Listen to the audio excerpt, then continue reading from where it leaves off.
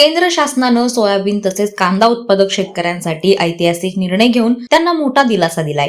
परंतु आता त्यासोबतच बासमती तांदळाची निर्यात करणाऱ्या शेतकऱ्यांसाठी अत्यंत फायदेशीर असा महत्त्वाचा निर्णय देवाभाऊंच्या नेतृत्वात युती सरकारनं जाहीर केलाय. पंतप्रधान मोदी यांनी महाराष्ट्राचे उपमुख्यमंत्री देवेंद्र फडणवीस यांच्या विनंतीला मान देत बासमती तांदळाच्या निर्यातीसाठी लावलेली किमान निर्यात किंमत आता पूर्णपणे मागे घेतलीय.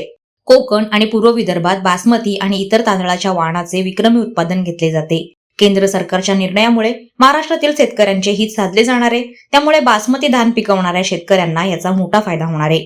पंतप्रधान नरेंद्र मोदी यांच्या नेतृत्वाखाली केंद्र सरकारनं बळीराजासाठी अनेक महत्त्वपूर्ण निर्णय घेतलेत. शेतकऱ्यांच्या शेतमालाला अधिक भाव मिळण्याच्या दृष्टीने हे निर्णय निश्चितच क्रांतिकारी ठरतील.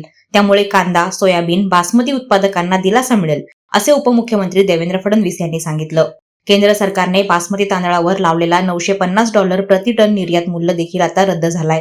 त्यामुळे विदर्भातील बासमती तांदूळ उत्पादकांचा तांदूळ थेट विदेशी बाजारात विक्रीसाठी पाठवता येणार आहे. शेतकऱ्यांकडून बासमती तांदळाची निर्यात वाढणार असून धान उत्पादकांच्या उत्पन्नात मोठी वाढ होणार असल्याचे हेच संकेत मिळत आहेत.